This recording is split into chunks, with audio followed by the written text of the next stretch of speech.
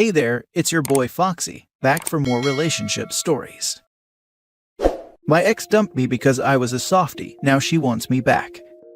I, 27 male, had been previously in a toxic relationship with my ex-girlfriend who we will call Rachel. Rachel and I had nothing in common, which to this day makes me question why we even dated in the first place. We started dating after we've been hanging out with the same friend group when we were both 20. She was the one who asked me out first, which I agreed, since I liked her a bit. Dated for 4 months, then made it official that we were boyfriend and girlfriend. After a year, she started getting annoyed with everything I do. She would go crazy if she saw me baking or knitting. I love doing this stuff because my mother taught me those things since I was a child.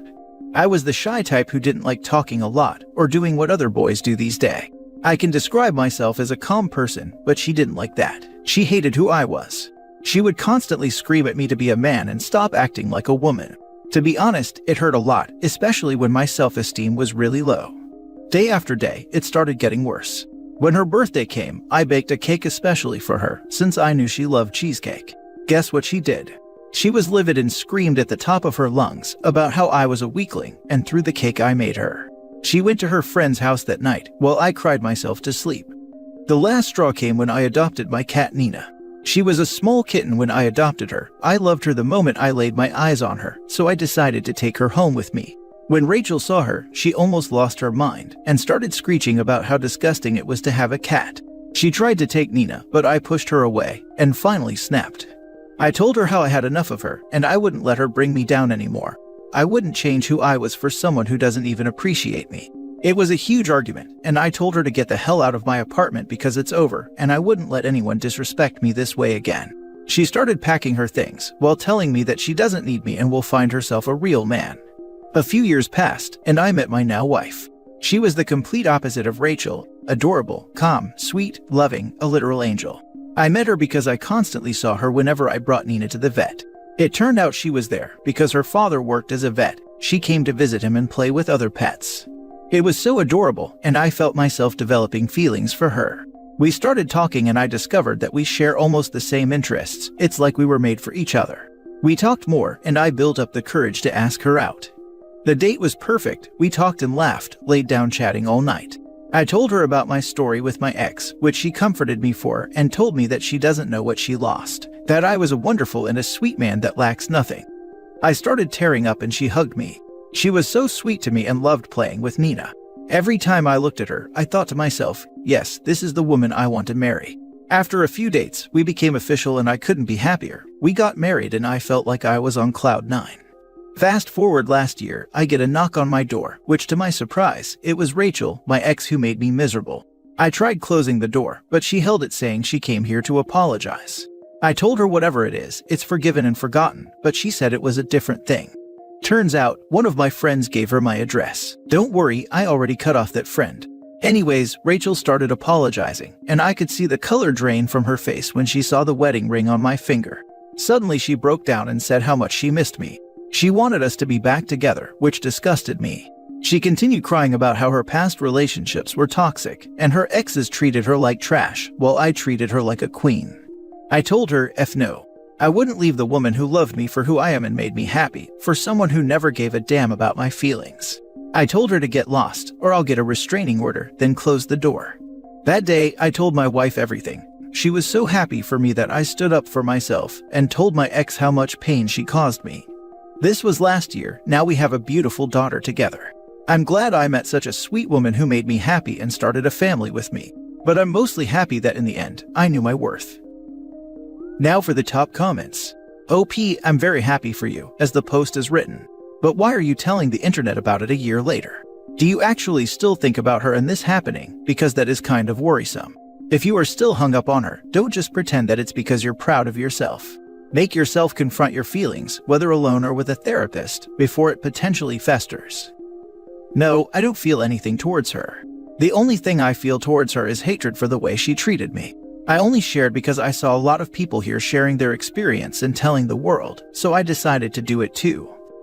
So why title the post as your ex being the topic, when you could have made it be all about your wonderful journey, as a post encouraging people to stick to their morals? I don't know, man. I'm leaning to that you haven't realized you're not over her. I only wrote the title this way to summarize what happened, and I already said that since a lot of people posted about their experience, I decided to do it too. As for my ex, I've already got over her the moment we broke up, because I realized she's not worth my time. I shared my experience here to talk about some things that happened in my life. Maybe someone who was in the same situation as me sees it and learn that cutting off toxic people will make their lives better. Yours is such an uplifting story. You did everything without betraying your principles, and now you have a beautiful family. Yup, and I'm grateful for it. I'm glad you found your own happiness. Your wife sounds lovely. That audacity of that ex-friend though, what was their reaction to being found out and kicked out? Yeah, she's the best. I'm lucky to have her. As for my ex-friend, she was the closest one to my ex. She didn't really care about us, but she had a crush on one of the guys in the group, so that's the only thing she's upset about. He's a friend of mine, and he rejected her when she confessed to him. He told her how disrespectful and disgusting she is for betraying me like that. Next story. My brother is blaming me for his marriage ending, and I'm sick of it. My brother's wife has filed for divorce, to the surprise of no one except my brother. They have been married for 19 years, and they dated for something like 5 years before they got married, because they were both in university. My brother is 44 and his wife is 43. For years it's obvious to anyone with eyes that his wife feels unappreciated. My brother publicly stopped putting any love towards his wife. He cared less about hygiene and his appearance. He looked like a slob. Now when it came to other people like his younger co-worker, he had no problem spending big money on a new suit and getting a haircut, and cleaning up for the party to celebrate her promotion. I don't think he cheated. I could be wrong, of course. His wife doesn't think so either, but she was upset that he could pay attention to other women, but not her. The co-worker was just one instance. His wife tried to make an effort to take him out and dress up, to keep in shape for him, but he literally ignored her. I remember one time a few years back, she budgeted and saved for a vacation for them to spend time together, and when they got there, my brother ditched her at the hotel to go fishing. When I got married, he was completely fine to dress up and bragged to my sister-in-law to try to impress her. He loved paying attention to other women except his wife. She's been trying for years. She's told him she felt unappreciated.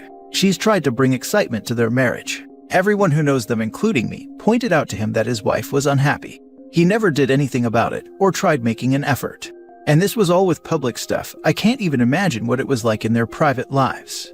As soon as my niece turned 18, his wife filed for divorce. It's not even about money for her, since they don't own a home themselves. There is no child support because my niece is 18. They both work, so neither of them will pay or owe spousal maintenance. She is just tired of feeling unappreciated. Now my brother is blaming everyone except himself for the divorce. He blames me for not telling me his wife was unhappy. Firstly, I did, and secondly, so did she. He's sulking and complaining all the time, and he's into the alcohol a lot these days. I'm sick of being blamed though, and I told him if he doesn't stop, I'll stop talking to him. He ignored the signs for years, and his wife outright telling him. I don't blame his wife for leaving at all. Your brother sounds like he has all the self-awareness of a table leg. She's right to have left, to be honest. All you can do is remind him that the only one responsible for what happens to him is him. If he continues to play the blame game, there's no point engaging. Self-awareness of a table leg. This is my new insult now. Feel sorry for the wife. 19 years of marriage and 5 years dating. That's her entire adult life wasted on this guy. Like, how does someone even mentally recover from that? I really hope she has some incredible times in her future, dating, traveling, just enjoying being appreciated as a woman should be. Go live like she's 20 because she only has her work commitments. No child, no husband. Go absolutely freaking mental. My mother-in-law didn't divorce until she was in her early 50s. She's remarried to a man that adores her. And while he's not perfect, he's attentive and caring. She's finally getting love and appreciation from a non-narcissist. Everyone in the family loves him, even my parents and my brother love him. She's happier than she's ever been. And he did well for himself. Not crazy rich, but comfortable. So they're talking about retiring early and getting a little bungalow somewhere and traveling the world together. Classic walkaway wife. Coming from one who was married for 20 years, listening to his family questioning why I stayed, like for years. Of course, when I left, they were all shocked, and I was persona non grata. I was gonna say men wake up, but I think there are many walkaway husbands out there too. Some people can't see, understand, or comprehend how their inaction impacts the people they live with and love. If you love someone, let them know through your actions. Be present, respect what matters to them even you don't have a clue why it matters.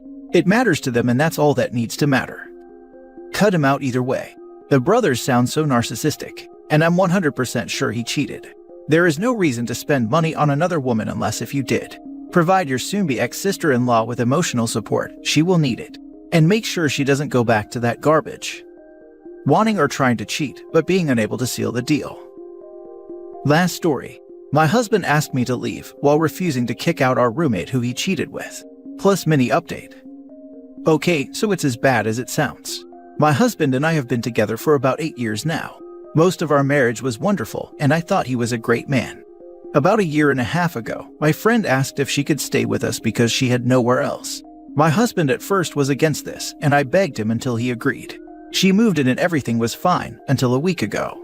My husband comes to me and says we have problems last week. He doesn't like the way I'm behaving towards him. The only thing he says is wrong is that I had a mental relapse and starting to act in a way he doesn't like. I tell him I will change.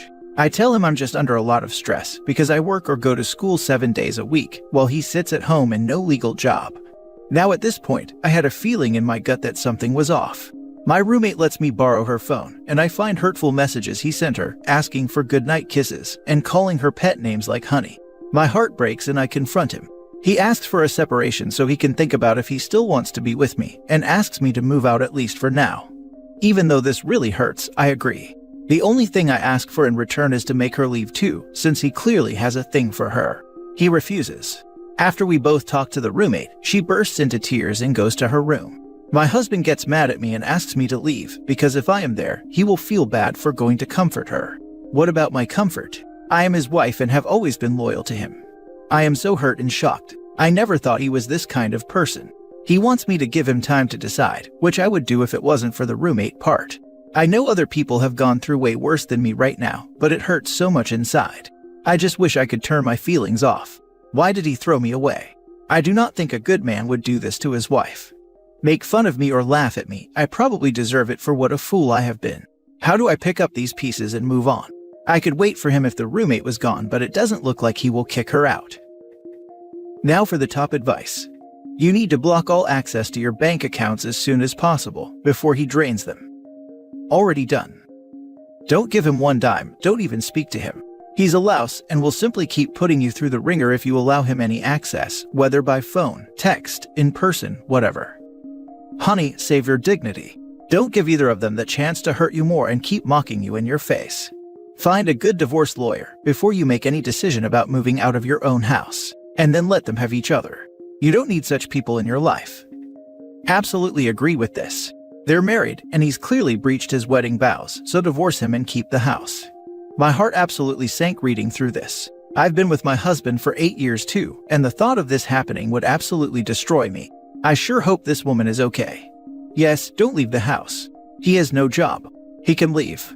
Does he pay for the house?